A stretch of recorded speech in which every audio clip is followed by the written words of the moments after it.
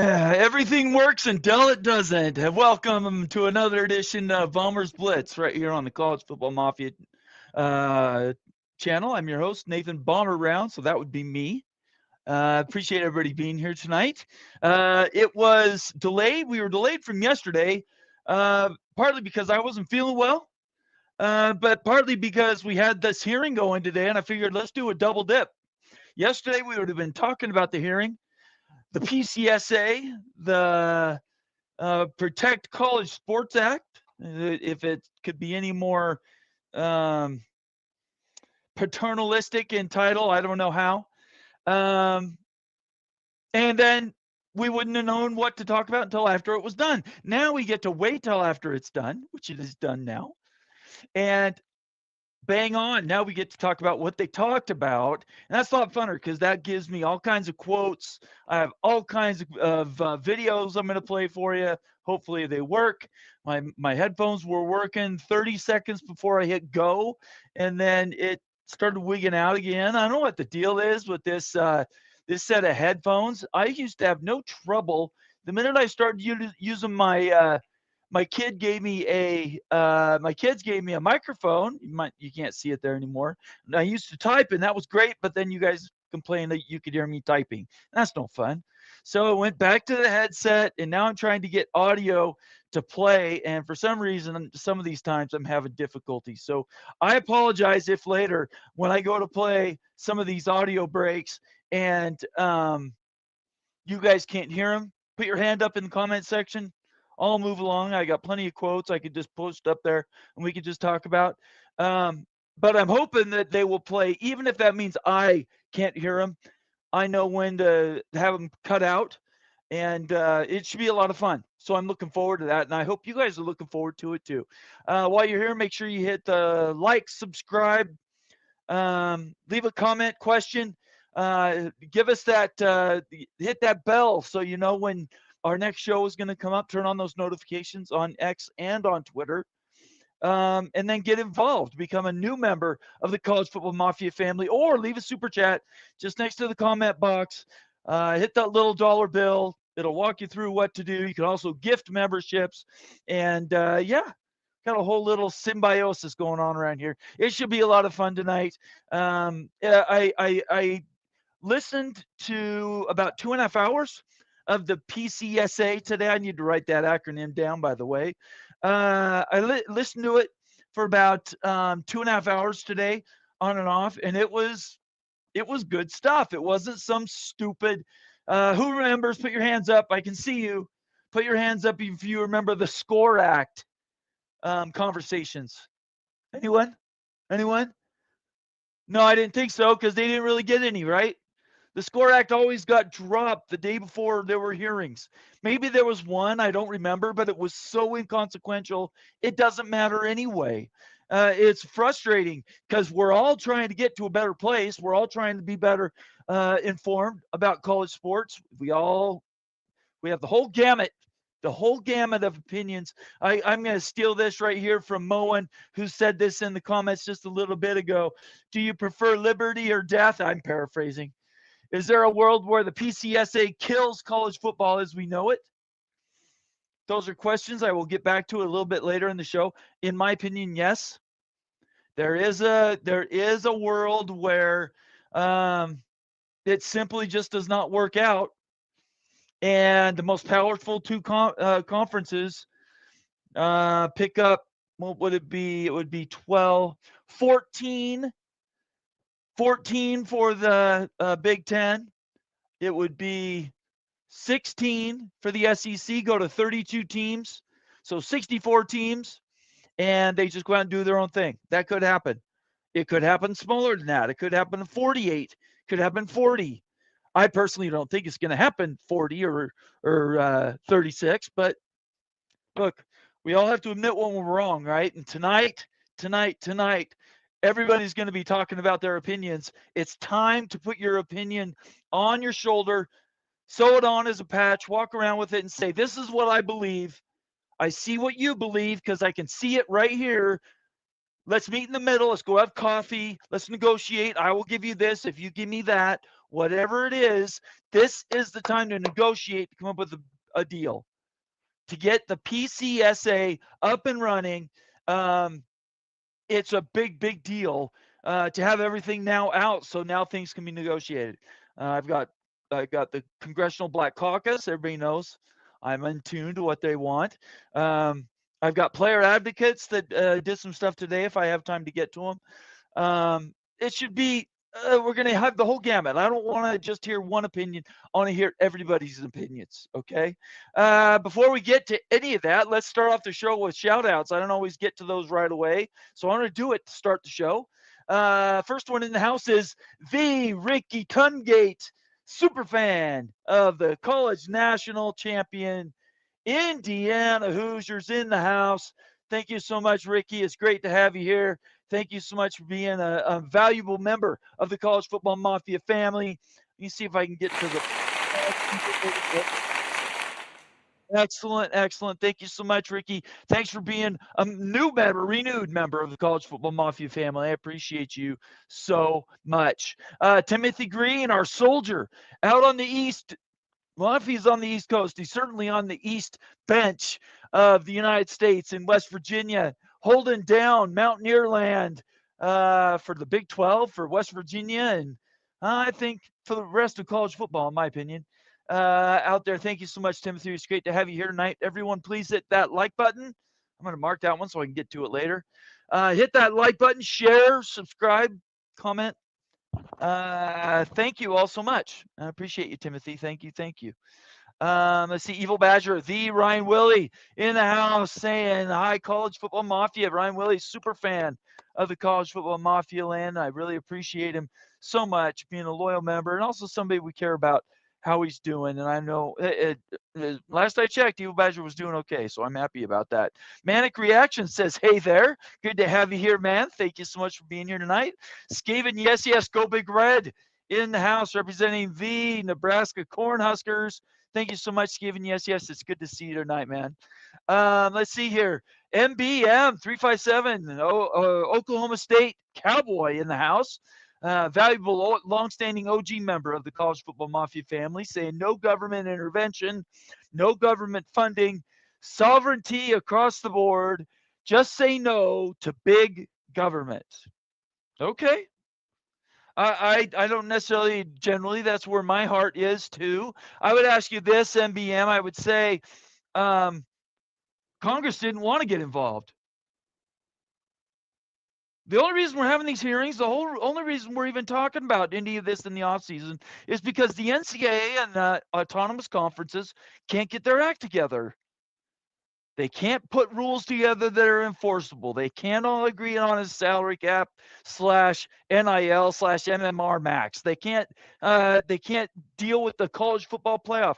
The reason we're here today is because they begged Congress to come in and help.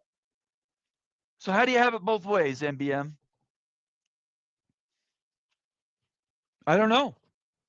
Maybe somebody else can answer that for me. But we wouldn't be here if they'd done their jobs in the first place. Anyway, the old dad, 751 in the house, Florida State Seminoles. Also a valuable member of the College Football Mafia family. Good to see you, old dad. Thank you so much for being here tonight. Yo, greetings from the wilderness of also Rans. Go Noles. Sooner is better. Hey, look, at least Florida State, yeah, they've been down in the luck last few years, but they have national championships in the bank. So as far as I'm concerned, they're still tip top. So don't get your head down too much, old dad. It will turn. Now, will it turn soon enough for you guys to get an invite to the SEC or the Big Ten? I don't know. That's a good question, but thank you anyway. Let's see. Here's old dad says Ted Cruz redefining the word boondoggle. So already I'm starting to get a vibe. Not a lot of people in the comments tonight saying they love what Cruz and Cantwell put together today, but we'll explore that a little bit more. Mowing After Dark, moderator in chief, partner in crime here at the College Football Mafia, and everything OG. Moen is watching tonight. He works his tail off, so we appreciate him being in here in the comment section. Member for 6 months. Moen has been a member since we started. So I prefer liberty with danger than peace with slavery. I'm not sure that's quite the quote, but I get what you're saying, Moen. Yes. Yeah, it's we'll see. Look, if you're in the Big Ten and the SEC, you're sitting pretty. At this point, all you're really trying to do is hold on to what you got, right? And I totally support those two conferences into holding on what they built. They deserve it. They built it. We gave it to them. The nation gave it to them. We shouldn't be taking anything from them. That doesn't mean everybody else can't be raised up to where they're at, though. So we'll have to get to that, or we'll try to get to it tonight. Bob Swanger, Penn State Nittany Lion editor, comes in here and not editor, comes in and gives me some good comments, good conversation. I appreciate Bob Swanger being here tonight. All that was today was a dog and pony show. Okay, yeah, it's quite possible. It might amount to nothing. That's true. It might. It's absolutely possible. Evil Badger in the house again for a $2 super chat. The bill is communism, plain and simple. Okay, Moen start. It's socialism. It's not communism. They're two completely different political ideals. They steal from each other. That's a pun, by the way. But socialism and communism are two different ways to politic out in the world and to run things. Cody Campbell's not communism. It's socialism at its finest, though.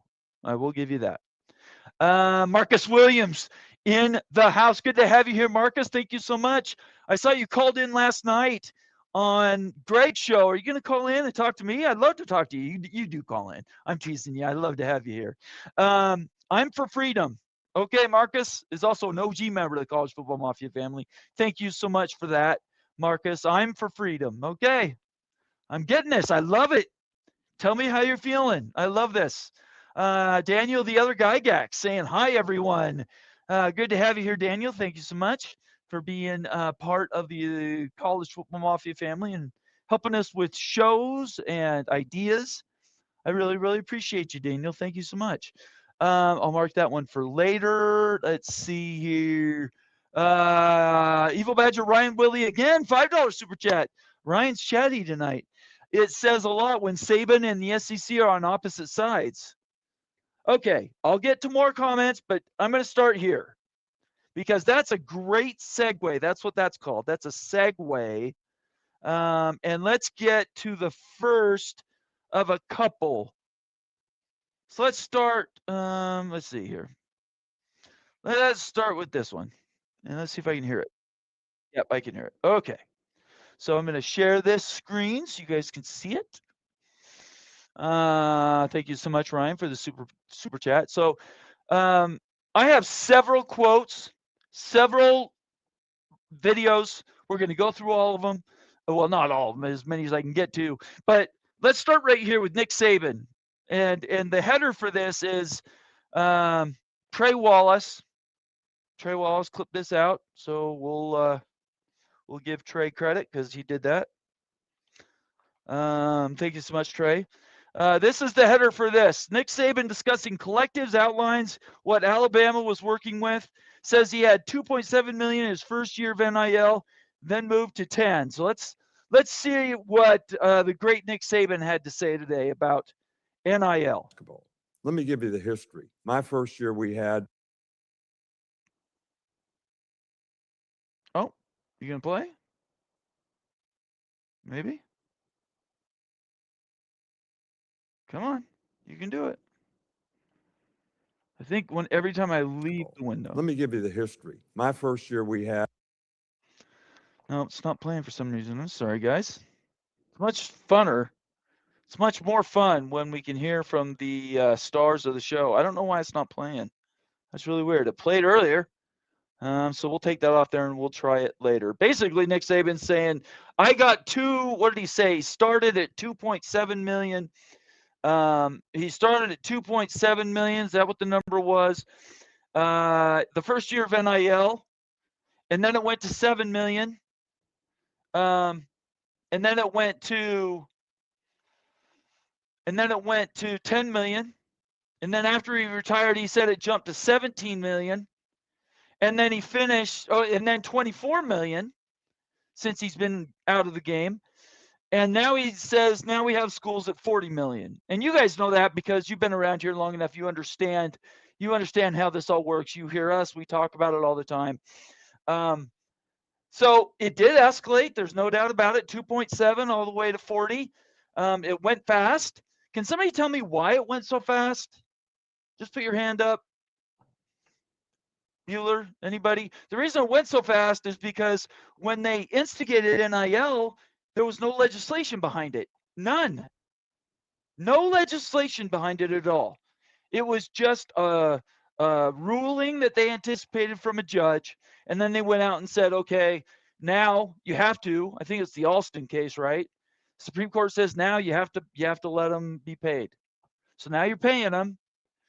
Then they freaked out and said, okay, bring in the CSC. Let's make that work. Let's throw that together really fast. House settlement went. Yes, bang. Let's empower the CSC. Oh, by the way, we're going to do all that except we're going to put a poison pill in. And everybody knows what the poison pill is. The poison pill is that there was no enforcement built into the bill, the native bill. Everybody says, yeah, there was all kinds of enforcement. Nope. The original House settlement, the original CSC agreement has no enforcement involved. That's why for the last year and a half, they've been trying to get enforcement put back into the bill. And you have people flipping out about the CSC holding their money back and not paying their athletes. So now the whole thing's really screwed up. So it's even worse than if they'd done nothing. So that's what Nick Saban said earlier. Okay, let's get to a few more comments. Ryan Woolley, thank you so much for that $5 super chat. Let's see here. Mr. Monkey says in the house, saying here, multitasking. Good to have you here, Monkey. Appreciate you. Mr. Monkey's been around long enough to be an OG. We appreciate you, Monkey. Mark's Holy Grail. Good to have you here, man. Mark is an expert in the college football playoff formats. There's a bunch of different ones. Look him up on Twitter. He has really good ideas, fun stuff to talk about. Good to see you, Nathan. It's good to see you too, Mark. Old Dad says Bomber is hilarious. Well, I'm not sure. That was a while ago when you said that, so I'm not sure what I said at that point, but I'm sure it was pretty good. Let's see. Bomber, are you going to give us both sides of the discussion unlike today? Okay, Bob. I'm going to grab that out of context. I'd be happy to talk about the other side of the argument. Okay? So I'm watching live comment right now, Bob. Let's talk right this second. I'm not sure I understand what you mean. And we have this discussion quite often, and you have to realize as I'm doing this little spaceship driving here, context gets lost on me sometimes. Okay? So I'm watching if you leave the next 3 comments, I will read them. Please ask or tell me what the other side of the arguments would be, and I'd be happy to talk about them. Because there are 2 sides to every argument. Absolutely true. Generally, I talk about the one that I'm passionate about, but you guys have passions too, and I want to hear yours as well. So let's go. Not a P2. Okay, Bob, I'm not bashing the P2. I'm not bashing the B2. In fact, I've given flowers to the SEC and the Big Ten. They deserve everything they've got. How has anything I said, how is that bashing the P2?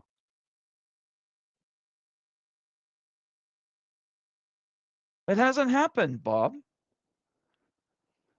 What I say is the P2 should get to keep what they kill.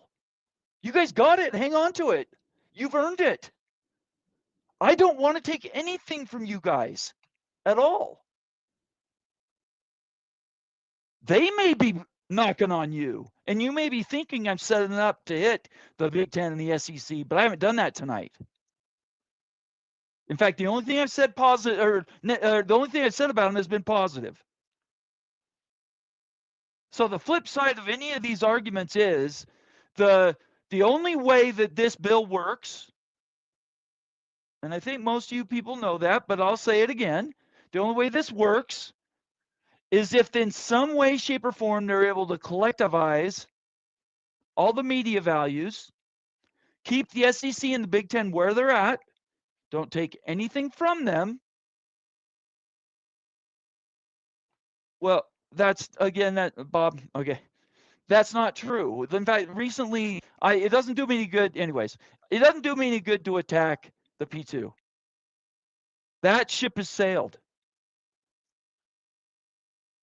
I'm not doing that anymore. I used to do that. Yeah, for sure. But the last 2 weeks, I have not done that. Since this bill came out, since it was announced they were going to have a hearing, since we had witnesses and we were going to be meeting, we just need to quit with the P2 bashing. There's no purpose for that. I don't want to bash anybody.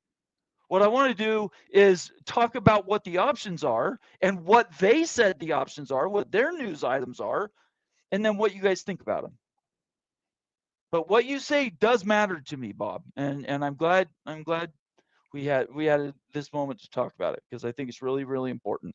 Tonight is not going to be a P2 bashing session. If you look at the title of the show, it's PCSA Hearings. Did we change our minds? It has nothing to do with bashing the Big Ten and the SEC. And I might not do much of that going forward, to be honest, because there's no skin in it anymore. Big Ten and SEC are not going to lose what they have, in my opinion. What they're going to do is pull everything so that they can try to raise everybody else up in stages, by the way. The P2 will be here, the A4 will be here, and it'll be everybody else. That's my guess. If they keep this thing going, that's how it's going to work. Uneven revenue sharing, and however the collectivization could work. Anyways, well, I appreciate you, Bob. Thank you so much for being here tonight. I really appreciate you. Let's see here. Kenneth Maynor, the Florida Gator in the house, is also an East Carolina Pirate. $10 super chat, also a valuable member of the College Football Mafia family. A large sticking point by Cantwell was the ACC and Big 12 supporting the bill and not wanting to be like the Pac-12 by the P2 stripping their assets. Have a feeling there will be no realignment anytime soon. Anybody who's watched this show has heard I've said that for a long time now, well over a year. I've said if realignment happens, it will be maximum 20 schools in any conference. Even the Big 12, I don't think, goes past 20. Big 10 doesn't really need to bring anybody on, either does the SEC. They have no reason to share their money with any new members. None. If I was Minnesota, I would not want any more realignment. I'm set. I'm getting my whatever the dollar amount is. I want to be here, and then I want to try to build my program to compete for a national championship, just like Indiana did. And everybody should be thinking the exact same thing, in my opinion. That's the tack I would take. That's the methodology I would use. So, Kenneth, great comment. I completely agree with you. Realignment, it's fun to talk about. This channel started a lot on realignment. Moen and you love talking realignment even more than I do. But yeah, I just don't see it. I think anything below the A4, there may be consolidation, but I don't think it's realignment anymore. I think it's consolidation and shrinking of those assets. Best of the rest conference or the Big 12 plus 4 of the ACC. Once the ACC blows up, I still think that's a very big possibility. Anyway, so thank you very much, Kenneth, for your $10 super chat. I'm working backwards now. That's okay. I don't mind working backwards. Let's get to some more. I know I had some super chats and new member videos or new member posts. Morris Simmons, member for 14 months, using that power as a member, telling us what he thinks by getting his free green chat. I'm for the silo and realignment. Not every school will be going P2. You can't restrict schools from moving and strip conferences of their sovereignty. These are really good comments. Really, really good comments. Well thought out. I am not, again, we have to distinguish between what the national people are saying and what I'm advocating for. I'm not advocating to take anything away from the P2. I don't know how many times I need to say that tonight, but I'm not advocating for that. I think there's systems in place that we could make this work without having to do that. strip it for parts, and sell them. I don't think that's necessary. But I just disagree on the methodology. I don't believe in further realignment, and I don't believe in the silos. I believe, if you're asking me, I believe that we could have new governance. I've always advocated for a new division of just college football, strip it out of all the other sports. That's the easiest way to administer it, in my opinion. Have it just be football. And that way basketball could be more healthy as well. So maybe even we get to a point where football gets its own money pool. I could see that as well. These ideas are coming, but it all started with this Cantwell Cruz conversation. So thank you very much, Morris Simmons, member for 14 months. I appreciate you, brother. Up here, Moen After Dark. Look at this, gifting 5 new memberships. Let's go, Moen. In the house, 5 new College Football Mafia memberships, and I have that window up because I'm prepared. Moen gave 5 new memberships to Edward the Auburn Tiger, Just Kareem, Javon, Matthew W. Gronzik, and Randall Elliott. You all received new memberships from here at the College Football Mafia. Make sure you thank Moen in the chat. Just say thank you, Moen, for the free membership. It is cool when you receive something for free, and consider paying it forward and giving somebody else a membership. That's how we keep things going around here, and how we keep karma is good in the world, and I believe in it. And I think if you guys pay it forward, you will be paid back as well. So thank you so much, Moen, for doing that. It's fun when we're able to give gifted memberships to you guys. We enjoy doing it. That's all I can say. Let's keep going here. Let's see. Did I read this? Yep, I already made it through that one. So let me make sure I didn't miss any super chats or any green messages. Daniel Gorby. I missed Daniel Gorby's a renewed member of the College Football Mafia family. Thank you so much, Daniel. We've missed you around here. No, we're glad to have you back. Daniel's been a member with us for a long, long time. I appreciate him becoming a renewed member is what I would say. And the last thing I'll do is give a bump to all those new memberships. Once this show is over, go to our catalog, College Football Mafia on YouTube. Go to the membership videos. In the middle of the screen, you'll see a bar with different selections. Hit membership, and there's a bunch of new member videos. There's also membership only live streams that are on there. Some of the best videos you'll see on social media, on YouTube, about college sports. We do here, college football primarily. So Daniel knows that. He'll go and do that. But any of you new members, I recommend you do that after the show is over. And if you need help or you have questions, ask in the comment section. We have the friendliest viewers around, and they will help you out if you have questions about how all that works. Let me see if there's any others that I missed. I got Morris, Kenneth, MBM. Okay, here's another one. Another one from MBM. $10 super chat, also a valuable member of the College Football Mafia family, OG. Since sovereignty is a P2's argument, let them break away and raise their own research dollars from the private sector. I'll come back to that. Take their research money and divvy it out to all of the other conferences. So let's break this into a couple pieces. Thank you so much, by the way, MBM, for the $10 super chat. Since sovereignty is the P2's argument, let them break away and raise their own research dollars from the private sector. So I think that is a statement about the fact that one of the threats that has come out in the last 6 months, I don't know if it was the president or if it was somebody else that came out and said, or maybe it was even last year, we take away your research money, and if you don't do what we ask you to, including in college sports, we won't give your research money back to you. And I think that's completely wrong. I understand what MBM's saying. I think the only way we become a better world is if we as a culture subsidize research. Now, you might quibble with what the research is and whether that money should go to them. Private public partnerships are always really good, but I'm not for holding money back against or away from these schools who really, really use it and they utilize it. If they just sat on it, didn't do anything with it, it would be one thing, but they do actually use it. So I guess I don't have a strong opinion about that one way or the other. But the divvying it out to all the other conferences. Now we need to remember MBM is a member of the Big 12 and Oklahoma State Cowboys. So his vested interest, his voting interest is different than say maybe Bob's or Moen's or Ricky or we have all these Big Ten people here, Evil Badger, Ryan Willie. They're in the Big Ten, or it could be in the SEC. They look at these things a little bit differently. I am not one of those that that's not something I'm going to climb on the fence about. But I just don't like the let them break away. I don't like that at all. Now, if you mean break away for research, okay, that's one thing. I don't, whatever.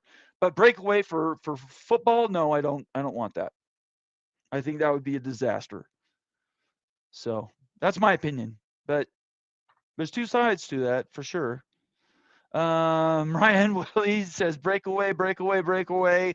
Okay, Ryan, $2 super chat to say breakaway, breakaway. I don't know. Yeah, I don't know.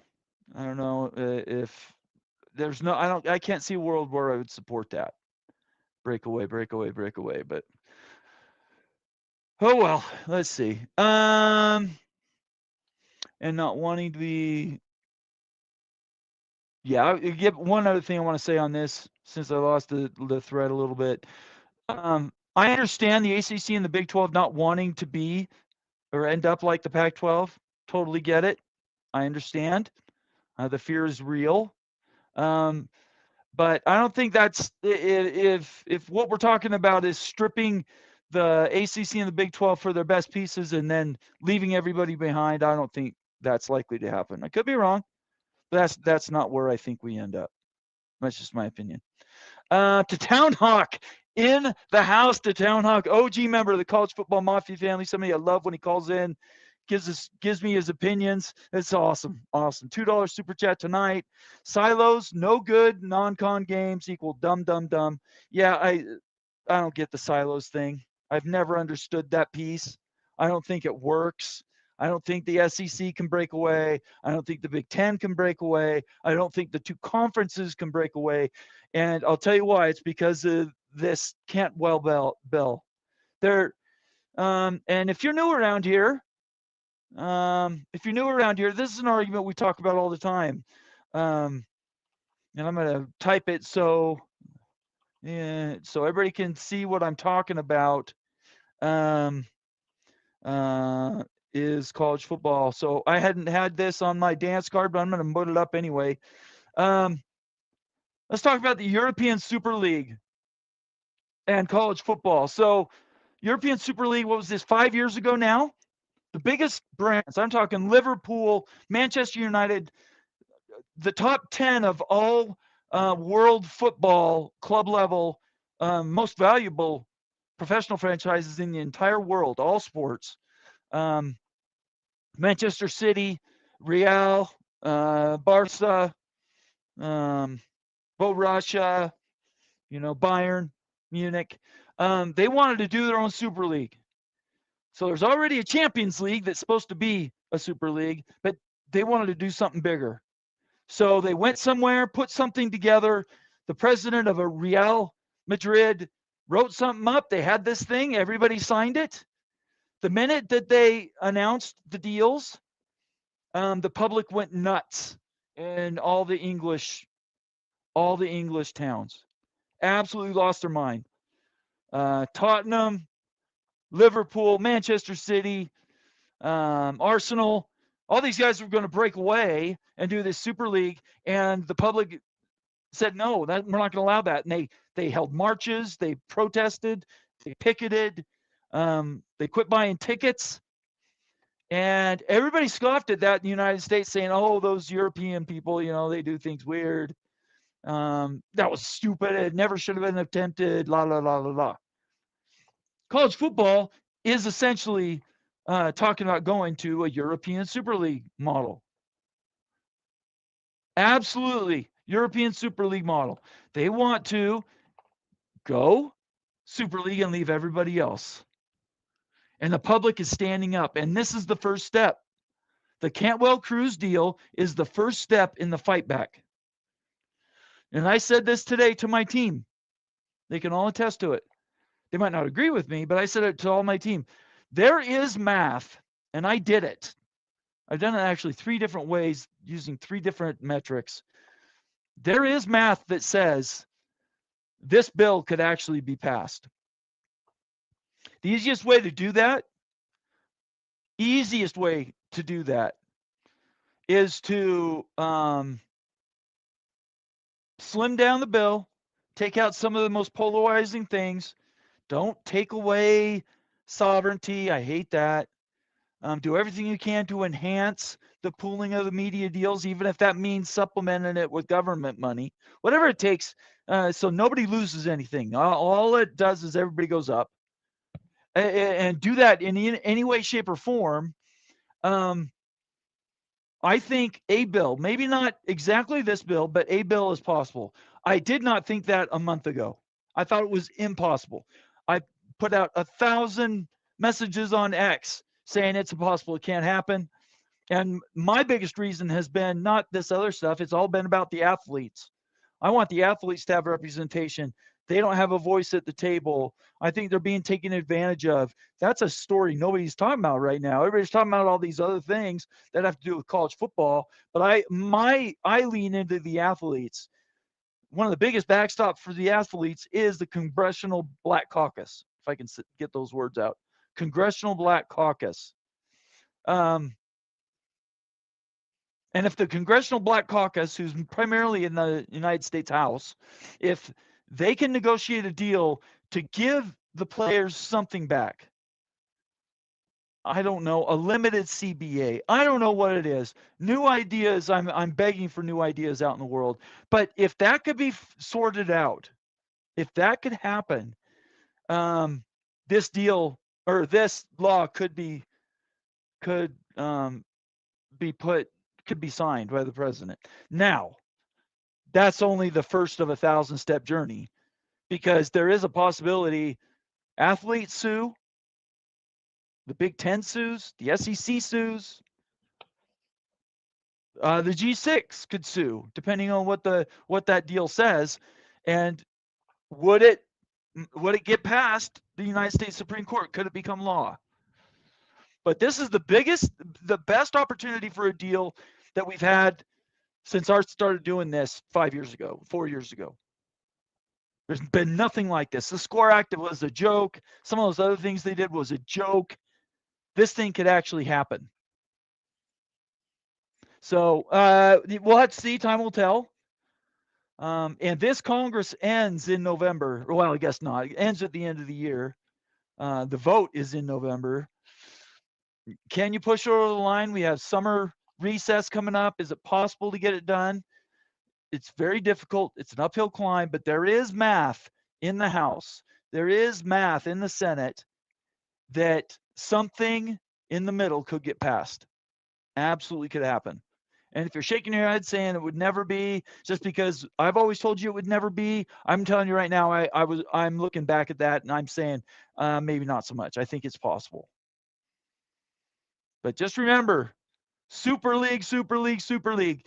European Super League is college football, and a P2 breakaway, I just don't see it happening. All right, let's get to some more comments here. Let's see. Yeah, we got another one. Kenneth Maynard, $5 super chat. Thanks again, Kenneth. I'm in agreement with MBM on the bill, and I'm an alum of an SEC school and a G6. That would be Eastern Carolina and Florida. I want what is best for the G6, ACC, Big 12 as a whole as well. Okay. I do too. That's what I want as well. It's how do we get there is really the question.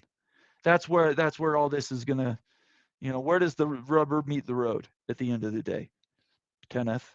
Because something has to change.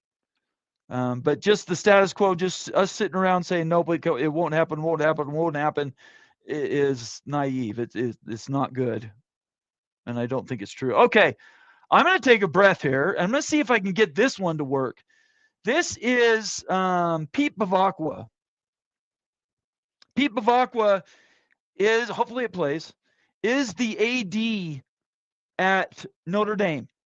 Okay, Notre Dame, of everybody here watching this right now, unless you're a Notre Dame fan, you don't have the power Notre Dame does. Notre Dame has a unique situation that they can really do whatever they want and advocate for whatever they want, and they don't have to worry about losing anything because Notre Dame will never go backwards. They're not tied to a conference. I don't need to talk about that anymore. So hopefully this plays. Tell me if you guys can't hear this, and I'll have to move on. But let's see if I can get this to play. Chairman Cruz and Ranking Member Cantwell. It's an honor to be here. It's an honor to be here with my fellow witnesses and to represent Notre Dame. And I also want to thank Senator Young for a very nice introduction and also everything he does for our state in Indiana and for Notre Dame. I agree with Coach Saban. This is a major milestone to have this bipartisan support to do something for college sports. And I think this bill is an enormous step in the right direction. We have to act now. There's a tremendous sense of urgency. If we don't act now, women's and Olympic sports are going to be de-emphasized or cut, as you showed, Senator Cantwell. We need to act now to protect athletic departments, and we need to act now to make sure that the student athlete experience, and these are student athletes, they're not just athletes, that the student athlete experience is preserved and maintained and, quite frankly, reinforced around the country. We need sanity restored to the transfer portal. We need sanity restored to what it means to be a college student athlete around eligibility. I love the fact that we're talking about protecting scholarships, that we're talking about extended medical insurance, that we're talking about some real regulations around agents that are out there representing these young men and women. We need a realistic cap. The concept of a cap emanating from the House settlement, in my opinion, is a fallacy. There is no cap. It's an equation. It's an X plus Y equals Z equation, X being the cap dollars, Y being the gray space of third-party NIL, which quite frankly right now is littered with abuse and uncertainty. The more money that can come from the cap directly to student athletes, I think will go a long way. And at Notre Dame, you know, our North Star in the athletic department is preserving that student athlete experience. We want an integrated student athlete experience. And we spend so much time in this country talking about the superstars. In our world, the Jeremiah Loves, the Hannah Hidalgos, the Caitlin Clarks, the Cooper Flags. But if Congress doesn't act now, there are going to be thousands and thousands and thousands of stories of young men and women, particularly in football and men's and women's basketball, that bounce around to 3, 4 schools. And when you're going to 3 or 4 schools over a defined finite amount of time, the educational aspect of this becomes a total farce. And maybe they're earning NIL money along the way in bits and pieces. And maybe at a young age, you feel that NIL money is going to cure all of your monetary woes for the rest of your life. But these are not the type of kids who have the talent to make it in the NFL, the NBA, or the WNBA. And you're going to have a generation of student athletes, thousands of cases that are finishing their college journey without a college degree, with money that is fleeting. So by the time they're 25, they've torn through that money. And it's kind of a good luck with the rest of your life. You know, we make a promise to our student athletes. We talk about 4 for forever. You're 4 years at Notre Dame. You're 4 years, you're 5 years at any university, whether it's the University of Alabama, West Virginia, universities in the Pac-12 where Lance is at Utah. That school owes those student athletes the skills, the education, and the degree to make it in life. And so I applaud this bipartisan effort. Coach Saban said, hey, it's not perfect, but it's progress. It's tremendous progress. And if we don't act now, I fear the future of college sports. We need a realistic cap. We need to clear that up. We have to be forthright with one another. If we have these continuing runaway roster fees, primarily around football and men's basketball, I think there's going to be 2 inevitable outcomes. You're going to have a super league because there's only going to be a small number of universities that are going to wake up year in and year out and say, okay, we can still invest this type of money to field a nationally competitive football team. Boy, oh boy, oh boy. Okay, I look, as a BYU guy, I like Notre Dame and I hate Notre Dame only because I'm super jealous of Notre Dame. I'm the first one to admit it. I think BYU is in many ways a poor man's Notre Dame, but they are similar in a lot of ways. So we have some affinities with one another, right? I don't necessarily. I'm not cheering for everything Pete Bavak was saying there. By the way, I got to take the link of Chairman that. Cruz and I Ranking didn't. Member I didn't Cantwell. repost that. So, or I mean, I didn't post the link to it. So I want to make sure I give credit where credit's due. Here's the link. What Pete Bavak is saying is that I don't care what you do. You guys can talk about this. You can not talk about it. Either we do it or we don't. But if we don't, there is only one there is only one final destination. And that's going to be a Super League and everybody else. If we don't rise up, everybody isn't willing to come together. Everybody sacrifices a little bit to all get ahead. Then we will not be talking about college football like this in 4.5 years. It will not be the same. And we're not going backwards. So if you're coming in here expecting Bomber to say, oh yeah, we can bring back the 2019 LSU and the way that team was built and the way everything was in the SEC. No, those days are gone, everybody. 2005 USC was now over 20 years ago. So those olden days are gone. We're not getting those back. What I'm advocating for, and I'm going to say it again since we're top of the show almost again, I'm advocating for not taking anything away from the SEC or Big Ten. They get to keep what they made. They earned it. They should get to keep it. I advocate for a system that will bring everybody else up. Now, is it going to close the gap with the Big Ten and the SEC? Nope. If you come in here expecting me to say, oh yeah, for sure, the Big 12 is going to make $70-80 million a year, just like the Big 10 does, or whatever the Big 10's making now. No, that's never going to happen. But it could happen where the Big 12 now is maybe 60 million without breaking a sweat. Because we took these other things, we put these efficiencies in the model.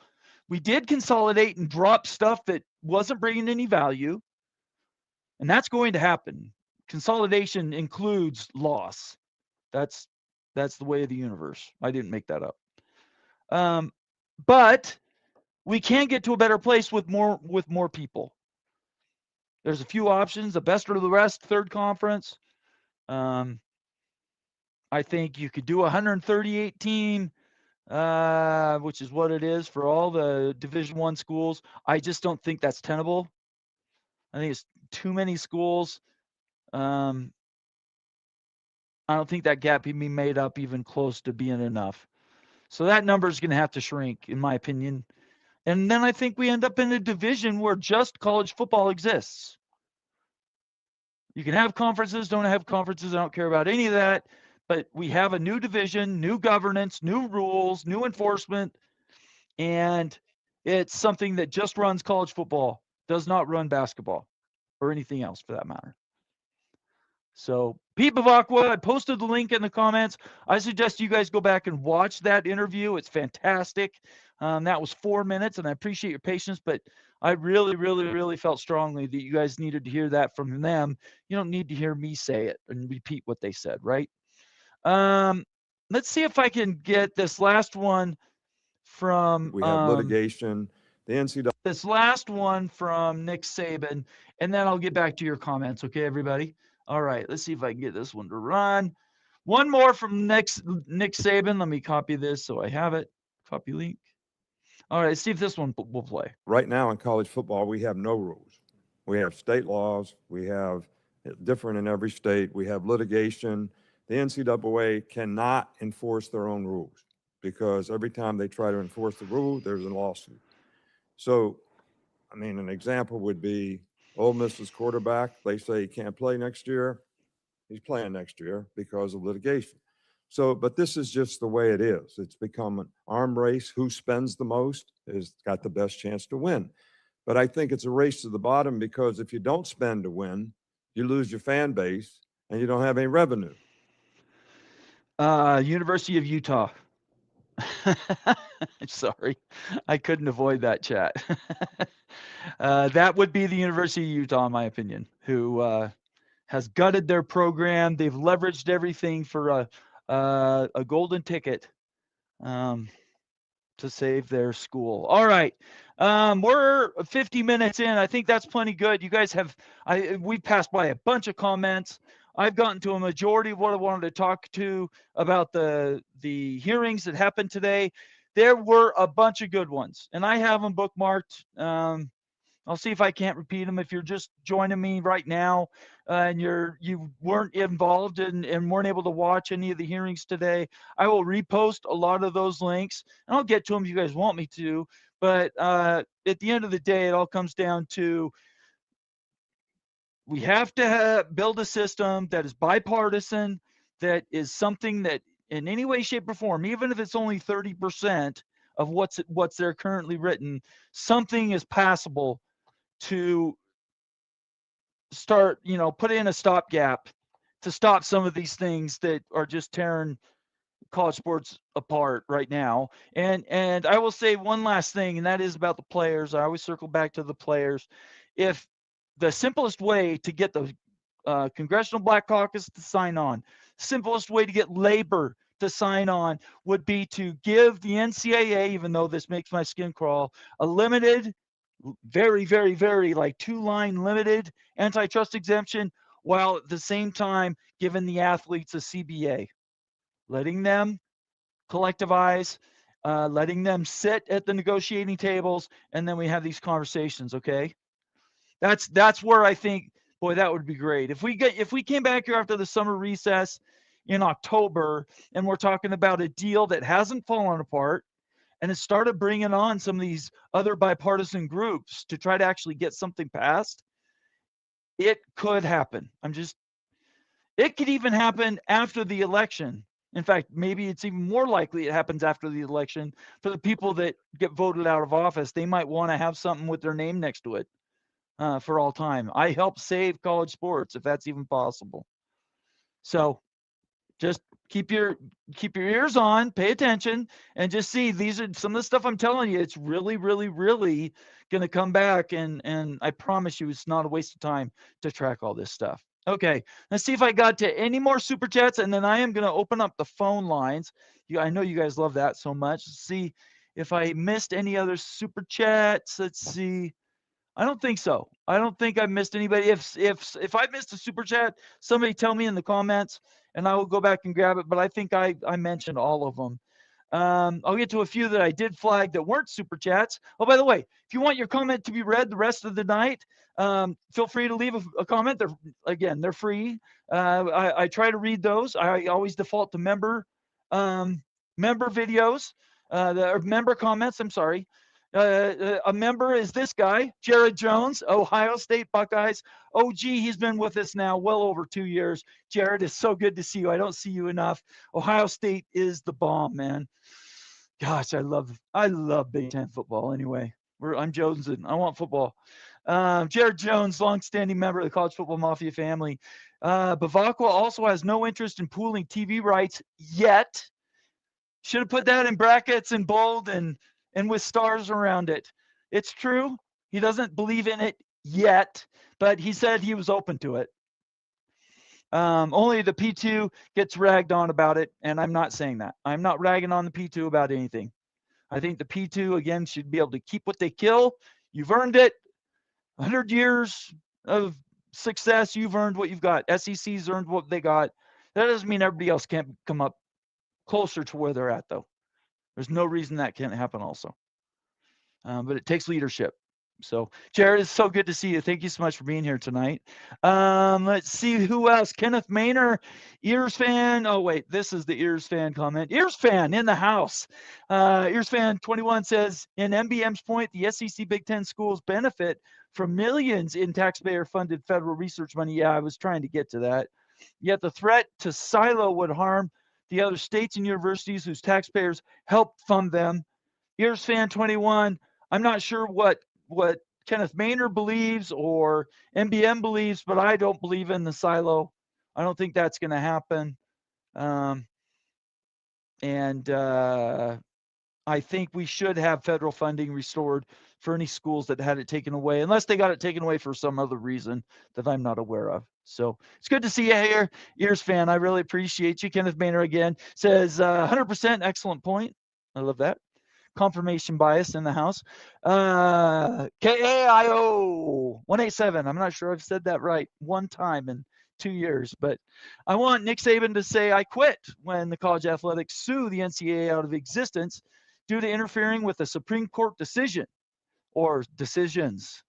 Notre Dame will be saying I quit on independence soon. Okay. I don't think Notre Dame's leaving independence ever, but I've been wrong many times before, so it's possible. And then my last comment before I turn on the phones is the Bulldog Mississippi, our super fan in the SEC at the Mississippi State Bulldogs in the house. Thank you so much. Good to see you here, Bulldog. And thanks for checking on me yesterday. I appreciate it, man. That boy, crystal ball headed. Oh, I see. You're talking about Bavacqua. Yeah, he's definitely got a clean dome. There's no doubt about that. Bulldog, Mississippi. Okay. So one last time, I'm going to turn on the phone lines. I'm going to show everybody the phone line number. You feel free to call in. I reserve the right to kick anybody off the air. I also will let you talk. I'm pretty respectful, give people time to get their ideas out. If you start to run long, I'll probably prompt you off the phone. If you won't do it, I'll just have to kick you off because I do want to get to a few people tonight. But yeah, let's do this right now. Let's go with, let's call in right now. Let me turn this on. Hang on. I have to do one thing. Got to make sure I do this. Yay, I did it. All right. Call in right now. 801-899-6203. 801-899-6203. Call in right now. And let's talk about the PCSA. I'm getting used to saying that. I'm starting to remember it now. The Saving College Sports Act, whatever you want to call it. Call in, tell me thinking about it. Certainly love to hear members and non-members call in. It's free. All right, here we go. Call from Caden the Diesel Freak. Caden the Diesel Freak, always first in my heart. How you doing, man? Well, I tell you what, Nathan, tonight is a great show, and Thank you. let me just say honestly, you're making some good points. Okay. But since college football's coming up, I want to bring up your homeboys from right there in Utah, BYU. Okay, good. If you want, but this is just my take. Here's my thing, and let me get this out of the way. Okay. The PCSA hearing from this past week. I mean, yeah, they've been doing it, and I'm like, what's even the point of these hearings? I'm like, this is just ridiculous of what they're doing.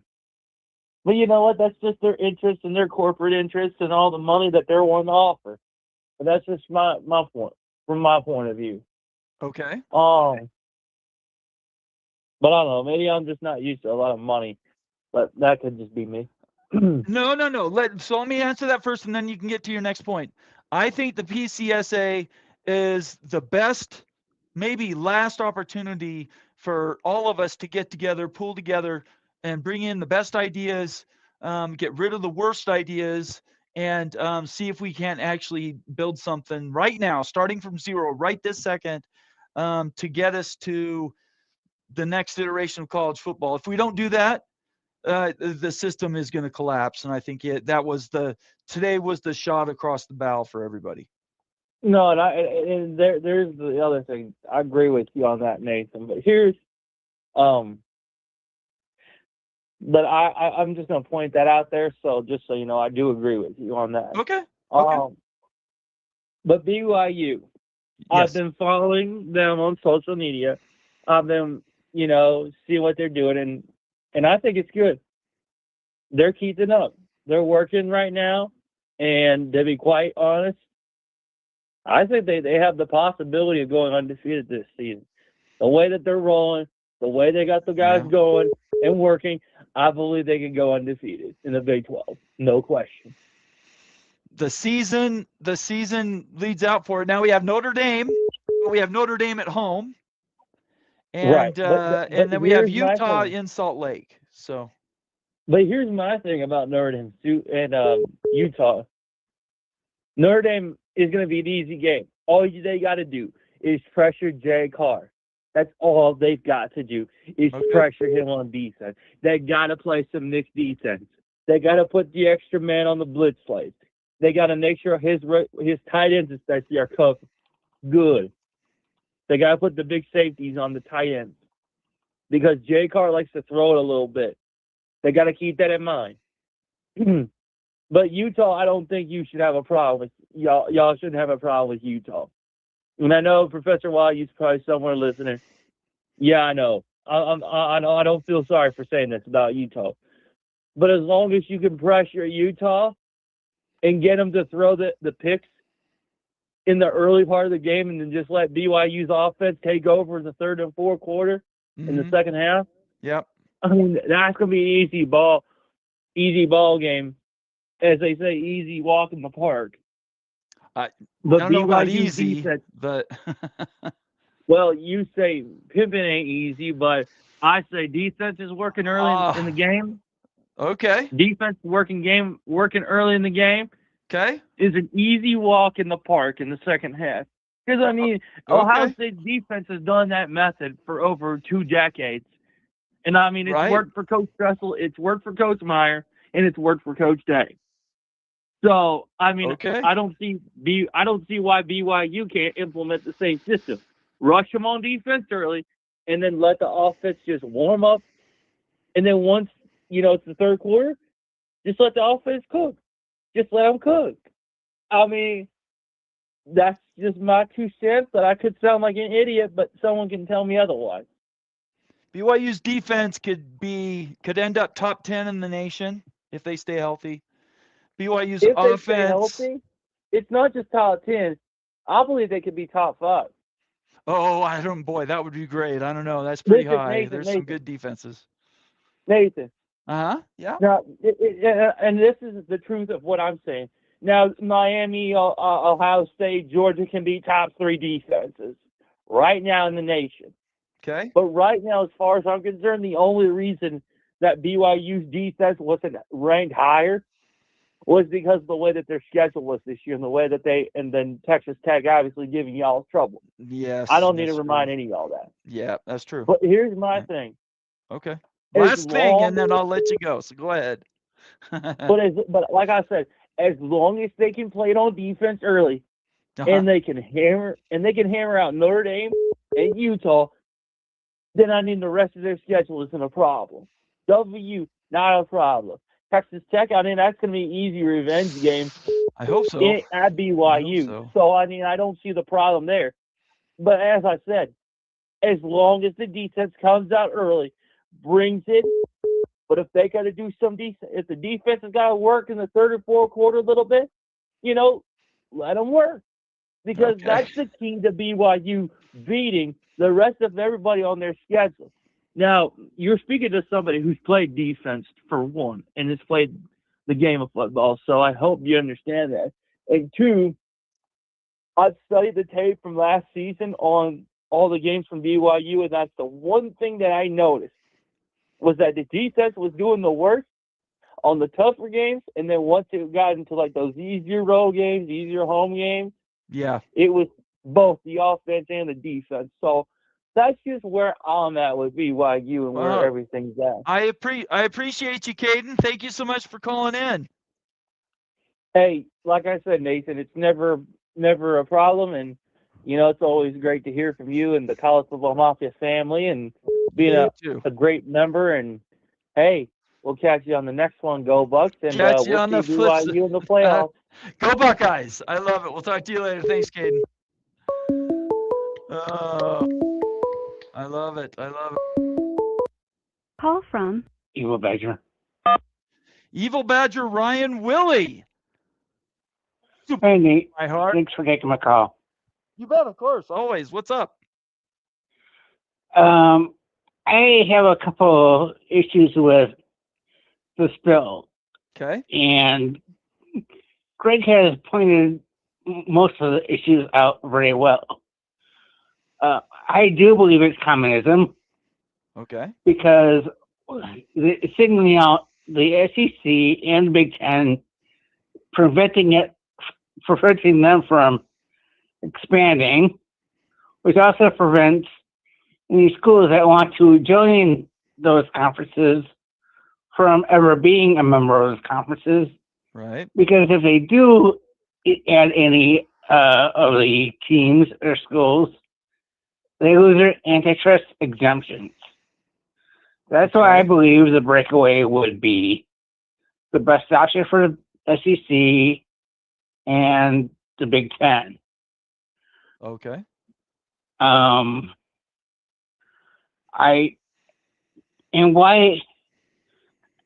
Why punish the SEC and the Big Ten for doing what is best for their conference?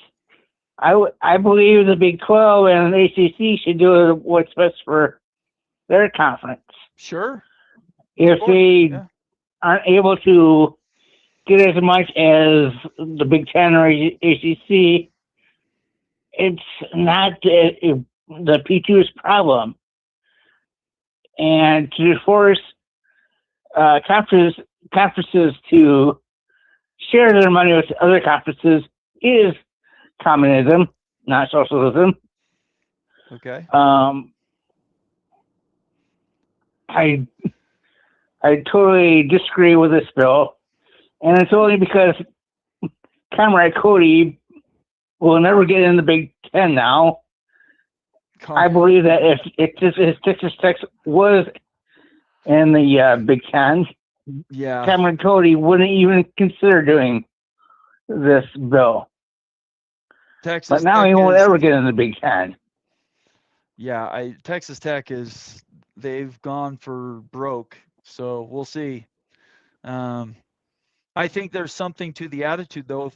If you're not in the club, you want to fight, do everything possible to try to get in, though, right, Ryan?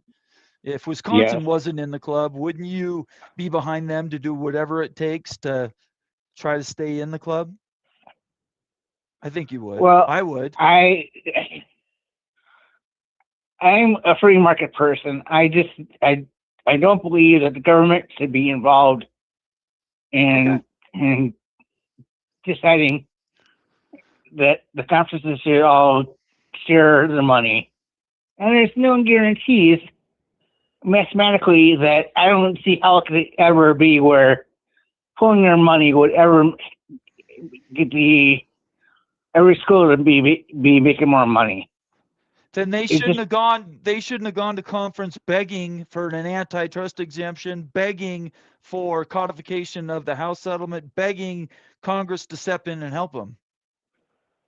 That's the only thing I'm going to say about the Big Ten and the SEC. They're the first ones that have been on their knees begging Congress since as long as I've been doing this for those three things, even more than that.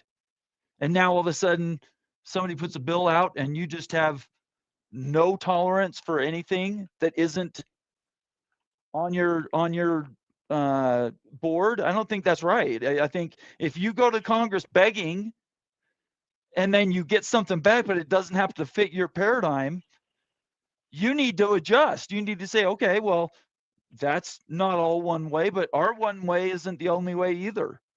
So that's why we got to get people together and start negotiating and hammer something out that suits the biggest amount of people. One more thing, and I'll. Sure. Go ahead. Of course. But okay, so if this bill gets passed and signed into law within the 5 or 10 years, the college football will never ever be the same. There will be less schools involved in it, less opportunities for student athletes to participate in college sports and possibly make it to the professional leagues. That's what I see, and that's Okay. and I think a lot of people would agree with me. There are probably a lot of people watching right now that agree with you, Ryan. Yeah, that's probably true. But that's all I get. Well, thank you for calling in. You doing okay? Yeah, I'm doing all right. Okay, good. I love hearing your voice. Thank you so much for being here tonight. We'll talk to you later, okay? All right, thank you. You bet, always. We'll see you later. He is the Ryan Willie, super fan for the University of Wisconsin Badgers. Totally love having Ryan, and his opinions are just as valid as mine are. I think we're closer than some people might assume, just because it sounds like they're a little bit different, but I think we both want what's best for the most number of schools without taking away anything from anybody else. Call from Town Hawk. Town Hawk, how you doing, man? All right, Nate. I'm calling from the car. Can you hear me? I can hear you. Yep. Okay. Well, shoot, I'm in the 3-hole. I better come to bat and get a hit after those first. Okay. We'll give it a shot. Well, okay. All right. So we're talking about the PMSA or PMS what? Or PC something? I don't know. PCSA. Okay. Yeah, you have it. PCSA. Okay, I got you. Okay. Listen, I've been thinking about it a lot. I just drove by a Harbor Freight store as I was pulling into park and make this phone call, and it made me think. You know, I used to go shopping at Sears for my tools.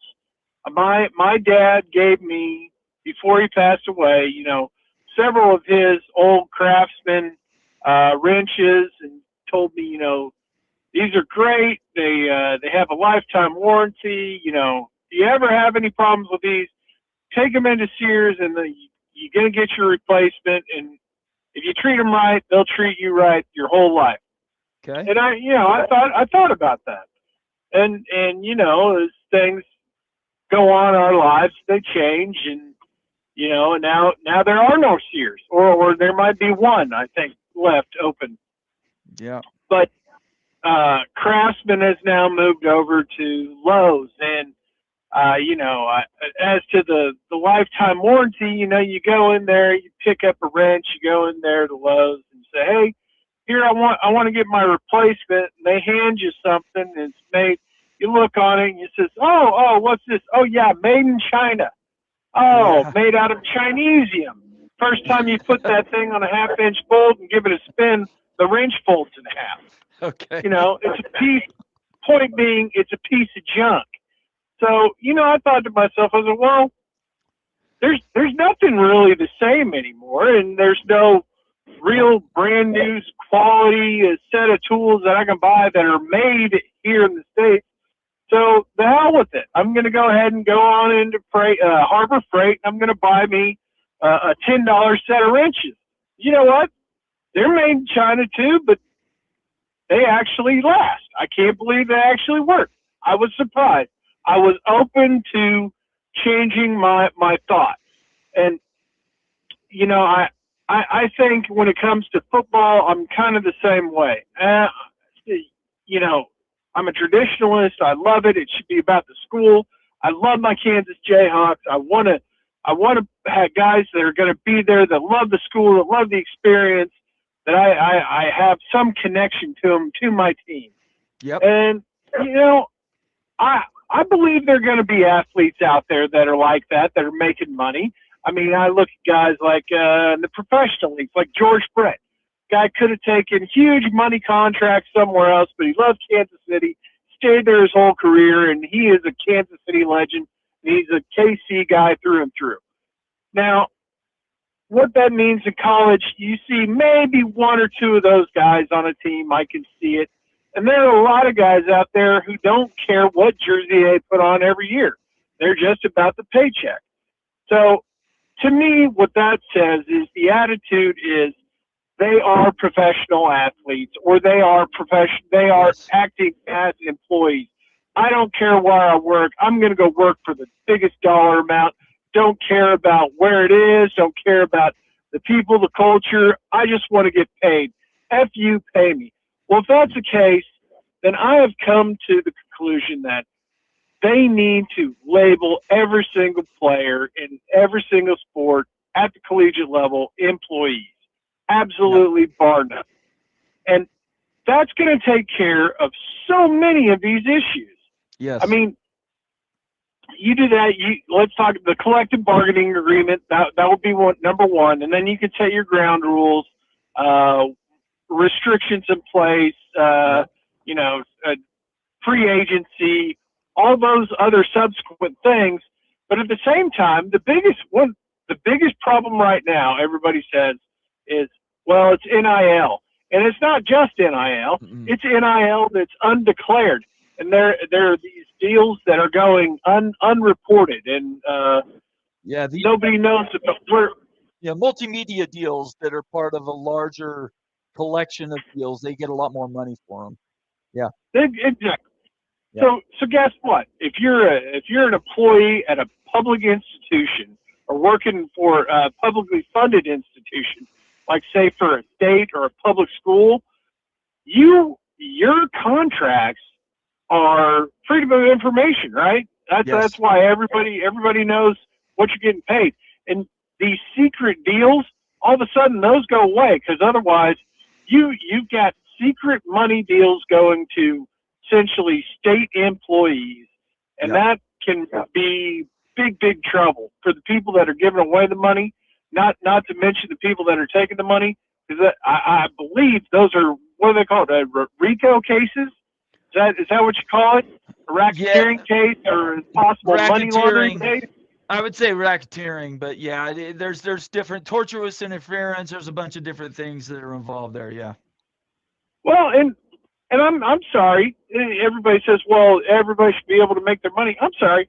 I have no qualms about somebody who's getting paid $1 million under the table, getting hammered by the IRS. If I've got to pay my taxes, you got to pay your taxes. Yeah. No, you're let's bring this out into the light. You're still making a huge chunk of change that I ain't jack. So I think that takes care of so many of those issues. Yeah, I agree with you there. I want to read you two posts here from Tom Dubay. By the way, Tom, thank you so much for putting all these in crystallized two posts, because this is exactly what I've been saying for, 2 years or something like that. The NFL has a limited antitrust exemption to pool and sell its media rights collectively, and it uses a collective bargaining agreement to govern player relations without violating antitrust laws. Not sure if Congress would require both for colleges. At the end of the day, you do basically need a CBA and some sort of limited liability shield, antitrust protection. Doesn't have to be maximum, kind of what the college sports has been asking for forever. Give us back all of our power. We don't want that to happen. But to shield them from other things, they do that in trade for a CBA. Yeah. They're allowed to unionize at that point. And I don't know how it would work in college, but in the professional level, they have one union rep per team. I think that's the way the NFL is done. That's the one I know most. Yeah. Yeah, I'd imagine the comparable amount of. There's more players in college, but maybe 1 or 2 reps per team, and that would be able to have representation, be able to get everybody in a room. I think if you're talking about 40 people instead of 3,000 athletes, it'd run a lot smoother. Sure. On another thought, I'd like to point out, everybody's saying, well, the SEC and the Big Ten, they need to break away because competition. They pulled away in all other sports. It's all them, and everybody else is way down here at the bottom. I'd like to point out that's not been the case in all Olympic sports, particularly. I'm going to bring up baseball right now, as my my Kansas Jayhawks are going to be hosting a super regional after spanking Woo, congratulations. Arkansas. Go And we're Kansas. gonna get a shot at the Sooners, and they're gonna be cranking the hog at Hogland Park this weekend. I know they're gonna be going crazy. But I also noticed you see the other teams that were super competitive this year. I think Troy, Little Rock, West Virginia came back and knocked off. Oh shoot, Daniel, to have to tell you. But I know that I didn't think they had a prayer. I was watching a little bit of the game on Sunday, and I found out they came back and forced the game extra into Monday, and then came back and won that game. So I'm absolutely thrilled at how our Big 12 has been hanging in baseball this year, and I'm just so darn proud of the conference. And I can't wait to whoop up on an SEC team again. If you see the clips, you'll love it. You'll love your Kansas Jayhawks fans because they chanted SEC, SEC at the end. It was a beautiful chef's kiss. Couldn't believe it. Go get them is all I can say. I appreciate you, Town Absolutely. Good luck to you, brother. Oh, I'd also like to congratulate Caden on using Tom Osborne's coaching philosophy for wins. That's how he did it. He grind him down and hit him with defense. Wow. I love it. All right. Okay, we'll see you later, Town Hawk. Thank you. All right. Bye. Bye. All right, bye-bye.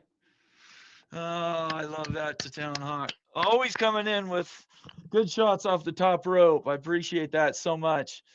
He has some really good points there, and I think at the end of the day, what we all want, we talk about this and we sort all this out, we mix it up. We just want something that everybody will be able to compete. There is no such thing as fair. Fair doesn't exist in my world. Fair might exist in your world, and that's fine for you and your family, but I don't believe in fair. I do believe in merit, and if you go out and earn something, you shouldn't have it taken away from you. There's other ways you can make other people whole, in my opinion. You don't have to take away from the rich to raise the poor. That's not the universe I want to live in. All right, let's open up the phone lines again. 801-899-6203. 801-899-6203. I'll go for another 8 minutes. If you guys don't call in, that's cool. While I'm waiting for you to call in, I will get to some more of your comments. I don't think I've missed any super chats tonight. Let me check. Make sure I haven't missed anything that's popped in at the end. Oh, here. Call from Mullen. Mullen, what is going on? Hey Nate, how's the show going? Oh, always good, Mullen. Always good. So, we got a bunch of live people tonight watching. Good. I'm driving home right now, but I had to call. Okay. I was going to wait till Friday, but I had to call after watching and listening to the Dog and Pony show that went on today at Capitol Hill. I want to hear it. There has never been a table filled with more hypocrites than the people that are actually up there lobbying for this bill. Yeah. From Nick Saban, who basically paid people under the table for years. And we know he did because Jimbo Fisher told us he knows where the bodies are buried. Yes. He knows. Yep. He knows these things. And he wants to get up there and complain about NIL. The only reason he's complaining is because they were good at doing it behind the scenes and under the table. Yep. And now they're upset that it's above board and the Big Ten is successful at that.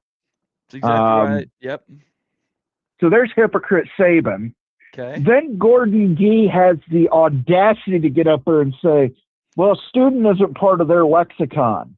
Well, Gordon Gee needs to remember his time at West Virginia and the slope of downward spiral the academics at West Virginia took when Gordon Gee was president there.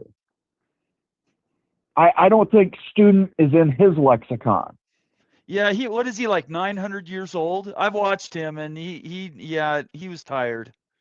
I don't know what he was doing there. Yeah. Yeah, and this is the same guy that when he was the president at Ohio State said that the coach said that Coach Jim Tressel could fire him. Oh, there you go. I love You that. know, and he was the president, and he's basically saying his head football coach could fire him. But Wow. you know, Okay.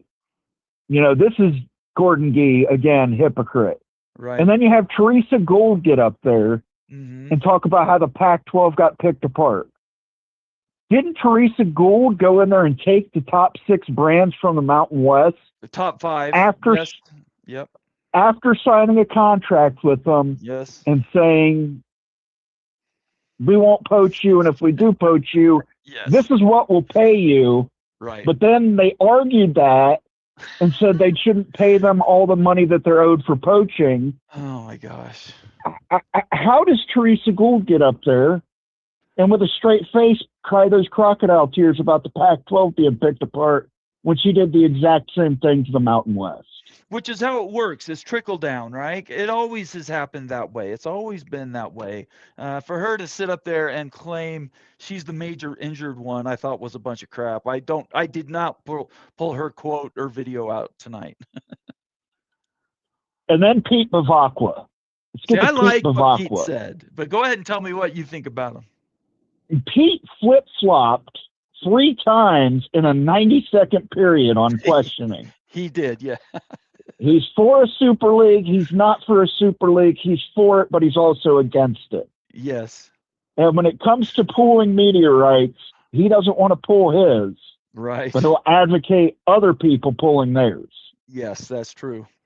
Yep. But he's not at all going to push Notre Dame into joining a conference or doing anything like that or No. pulling their media rights, but he's going to sit there and lecture everybody else on. Yeah, it was.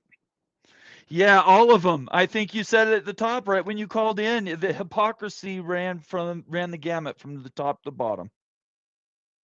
Yeah, absolutely. And then just one more thing, and I'll let Sure. you go, Nate. No, please go ahead. Ted Cruz Uh-huh. has the audacity to get up there and say that Cody Campbell wasn't a main sponsor of or writer of this bill. Oh my gosh. And they went back and did all the campaign donations since 2016. Guess who's in every single filing for Ted Cruz?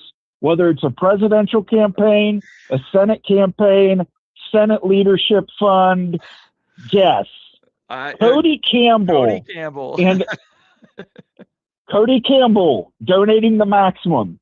On the same day, Cody Campbell's wife donated the maximum. Oh, man. So don't tell me Cody Campbell isn't responsible for this bill. He 100% is. Yes. That clause S205 targets the Big Ten and the SEC unfairly. Yes.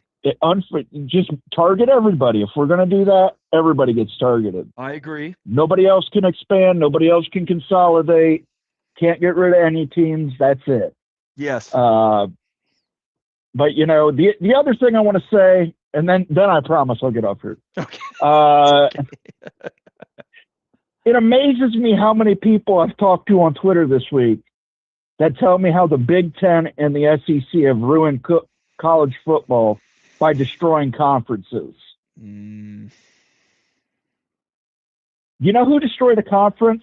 Who? The Big Eight destroyed the Southwestern Conference when they took Texas and Texas Tech and Baylor. You know, they destroyed the Southwestern Conference. Left SMU, Rice, Houston, you know, all scrambling for homes. Yep. Those schools left an autonomy conference and ended up going to what we now call the G5, G6. The Big 12 did that back in the mid-90s. Yes. And people don't want to bring that up. No, of course not. And the ACC, I mean, Virginia Tech and Miami were poached from the Big East. They were 2 of their biggest football brands. Yep. This was Virginia Tech under, you know, Beamer. So it was when Virginia Tech was really good. Michael Vick, you know, all those seasons. Amazing. Amazing team. They took them from the Big East, and then I think it was a year later they took Pitt, Syracuse, and regardless, they ended up killing the Big East football conference. Yes, they did. Yep. Yeah. So the Big 12 and the ACC, again, this goes back to hypocrisy.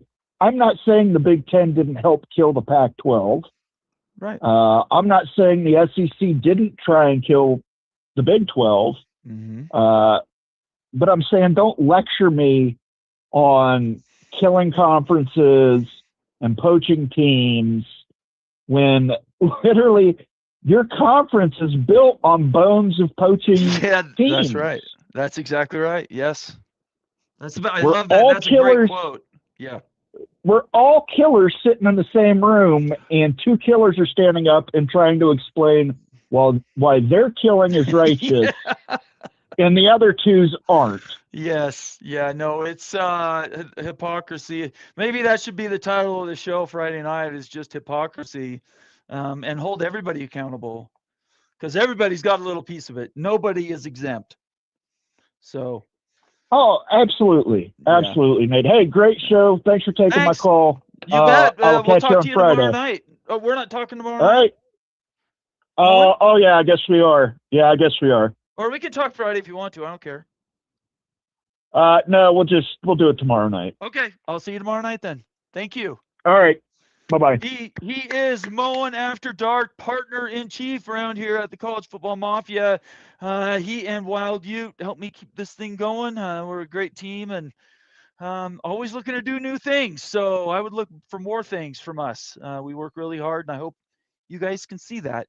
Jose earlier, and I pulled this because Moen was talking about it. Section 206 of the PCSA says requires that every college football fan maintain a framed photo of our fearless supreme leader, Comrade Cody, in their living room. That's pretty funny, Jose. I love that. Moen mentioned Section 206, and I thought I'd throw that out there, a little sarcastic. All right, I'll do a last call. If you want to call in right now, I will take your phone call, 801-899-6203, 801-899-6203. Otherwise, I would encourage everybody, if you're watching right now, make sure you follow, subscribe, like, and comment. Let us know how we're doing. Turn on that bell for your notifications for Twitter and on YouTube. That way you know when our shows pop up, and then consider becoming a new member of the College Football Mafia family. If you've received new memberships tonight, make sure you run back, and after this show is over, go into the library of amazing member videos, best on YouTube, and get educated on what college football is all about and how we got here. We have 3 years of videos on there explaining everything from governance to realignment to conferences and consolidation and almost anything you can imagine we've talked about.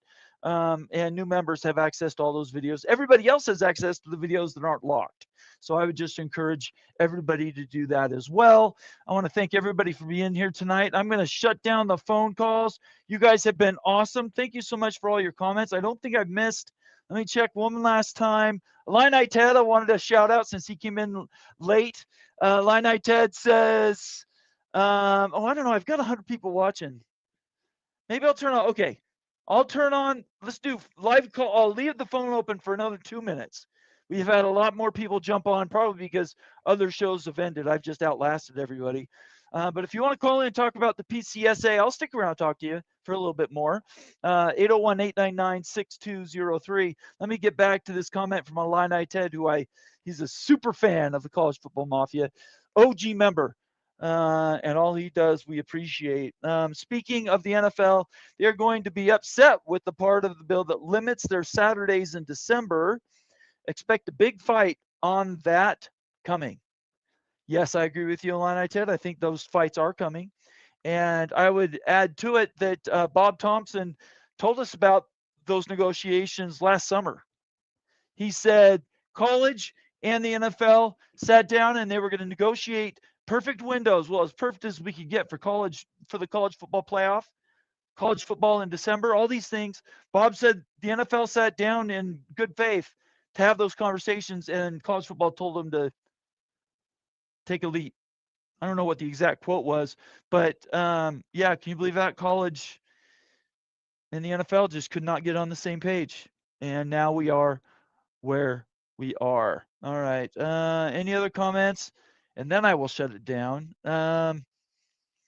Let's check if there's any more that jump out at me. Old Dad says, thanks, Bomber. Great show. Thank you so much. Old Dad, I really appreciate you. All right. I just shut down the phone lines now. Thank you so much for being here, Old Dad. See if there's anybody else I haven't seen for a minute. I think I can say this. I don't think there's a problem with this. Misanthropist, Jesus. Okay. If everyone in your conference wants to leave, it's because you have a crappy conference. Oh, okay. Maybe that might be true. Misanthropist. Make sure you hit the subscribe button on YouTube and follow us on Twitter.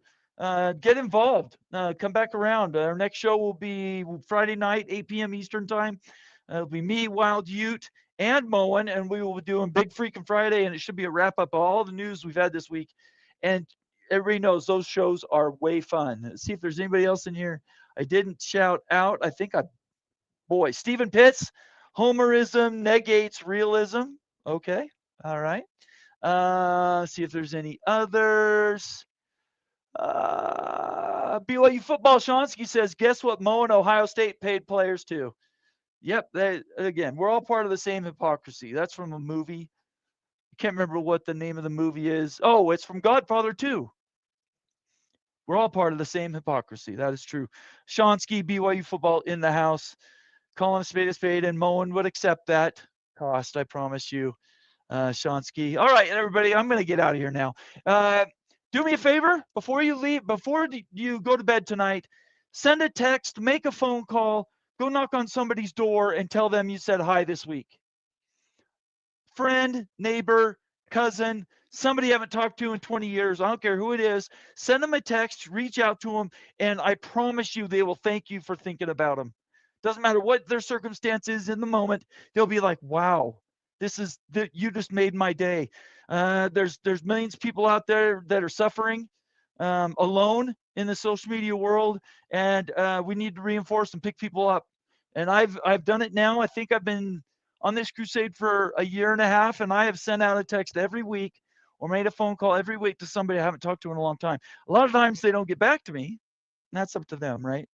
But you've done your duty, and if you do that, I promise you, you will get paid back. It means a lot. We're here for each other.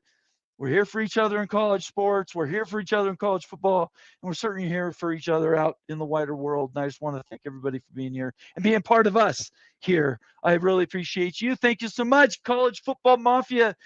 Follow us, subscribe, do those things, and then ask everybody else how we do. I think we pay back dividends. I promise you. We'll talk to you Friday night. Everybody stay out of trouble, and go Cougs. Peace.